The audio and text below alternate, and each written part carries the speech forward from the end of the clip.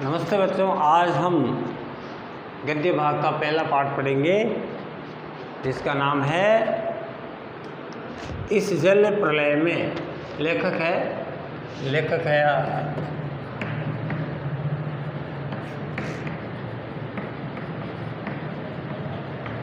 फणीश्वर नाथ, या इनको रेणु भी उपनाम से जाना जाता है। शब्दार्थ की हम बात कर ले बच्चों, तो इलाका, क्षेत्र, पना यानी शरण, अंदाजा यानी अनुमान, हैसियत यानी अधिकार, विनाश लीला यानी नष्ट करने का कार्य, प्लावित यानी डूब, और पुनपुन यानी एक तरह की नदी। तो हम थोड़ी सी बात कर लें इस पाठ के बारे में। इस जल प्रलय में, इस पाठ की खास बात मैं आपको बताऊं कि इस पाठ में, इस जल प्रलय में फणीश्वर नाथ रेणु द्वारा रचित एक रिपोर्टाज है। ऋण जल धन जल नामक पुस्तक में उन्होंने सूखा और बाढ़ पर एक मर्म स्पर्शी रिपोर्टाज लिखा है। रिपोर्टाज का मतलब होता है ऑन स्पॉट जाकर के उस चित्र को देख करके और अपनी लेखनी में उतारना, जैसे कहते हैं ना रिपोर्ट, उसी प्रकार।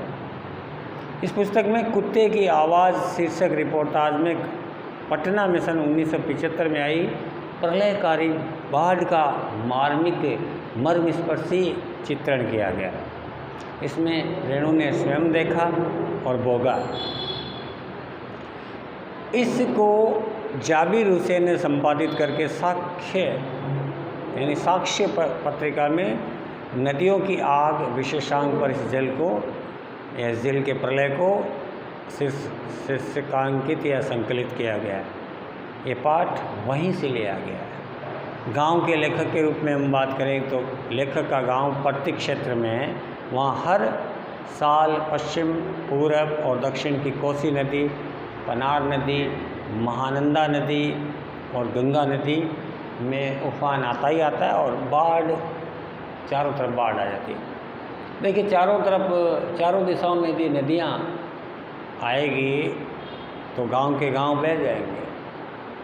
पीड़ित प्राणी समूह आकर शरण लेते हैं। लेखक तैरना नहीं जानता था, किंतु उस 10 वर्ष की उम्र में भी लेखक है वो बाढ़ग्रस्त जो लोग होते थे उनकी सहायता करता था, उनकी सेवा करता था।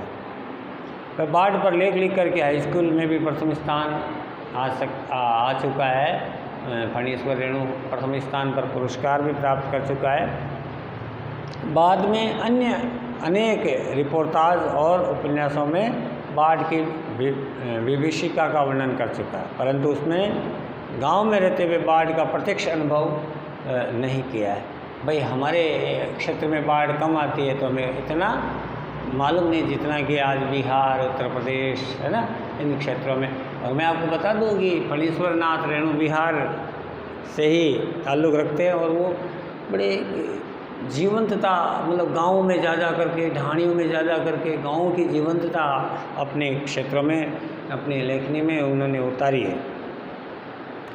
पटना की बाढ़ की विभीषिका और उसके प्रभाव को लेखक ने पटना शहर में रहते हुए भी जाना है और सन 1967 में 18 घंटे की निरंतर वर्षा के बाद जो पुनपुन नदी आई है वहाँ पर पटना में, उसका पानी पटना के राजेंद्र नगर, कंकड़बाग सहित अन्य निचले हिस्सों में भर गया था, अन्य हिस्सों में घुस आया था। पटना का पश्चिमी इलाका छाती भर पानी से डूब गया था और लेखक अपने घर में ईंधन, आलू, मोमबत्ती, दियासलाई, सिगरेट, पीने का पानी, अन्य वस्तुओं को जमा करने में पानी के आने की प्रतीक्षा कर रहा था। राजभवन और मुख्यमंत्री निवास तक भी वहाँ डूब गए थे। शाम के 5 बजे थे। लेखक कॉफ़ी हाउस जाने के लिए निकला तो रिक्शे वाले ने हंसकर कहा, अब कहाँ जाइएगा, कॉफ़ी हाउस में तो अबले पानी ही पानी आ गया है। तो पानी देखने जाने की भी एक ललक होती है। लेखक रिक्शे पर बैठ करके पानी देखने निकला। लोग विभिन्न वाहनों से पैदल पानी देखने जा रहे थे और देख करके लौट रहे थे।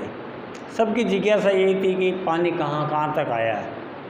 Fraser road, Shri Krishnapuri, Pataliputra colony, boring road, Bhattacharya road पानी से डूब चुके थे। कॉफ़ी हाउस बंद कर दिया गया था और सड़क के किनारे एक मोटी डोरी जैसी गेरुआ झाग वाली पानी तेज़ी से आगे बढ़ रहा था।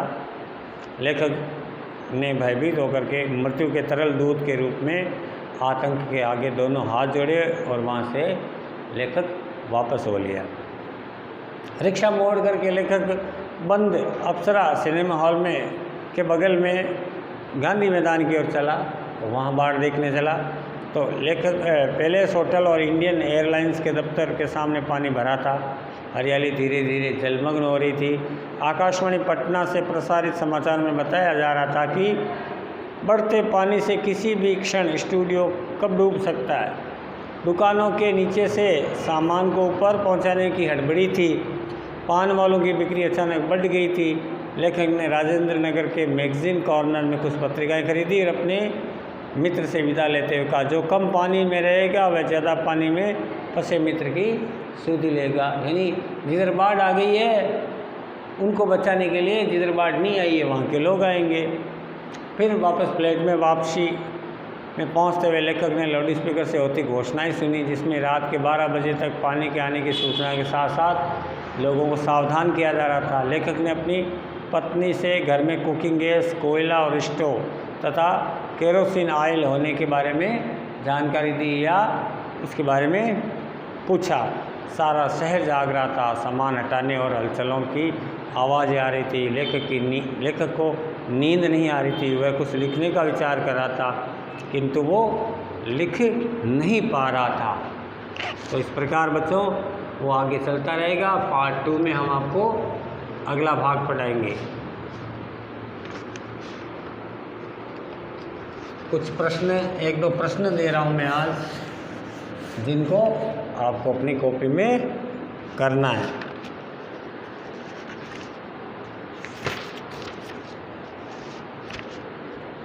प्रश्न नंबर 1 लिखिए।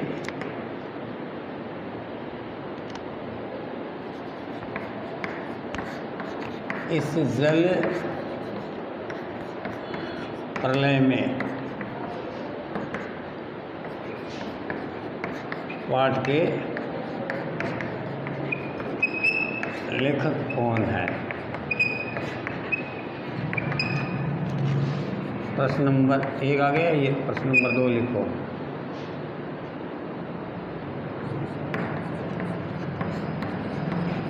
रेणु जी का जन्म कब और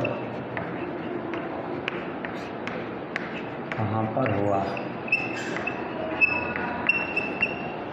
प्रश्न नंबर 3 लिखिए।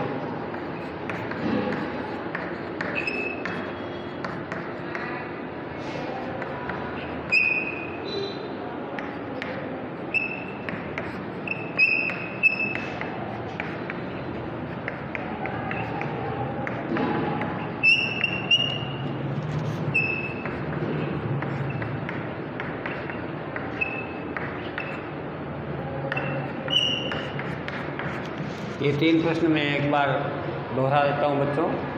इस जल प्रलय में पाठ के लेखक कौन है? दूसरा प्रश्न है रेणु जी का जन्म कब और कहाँ हुआ था?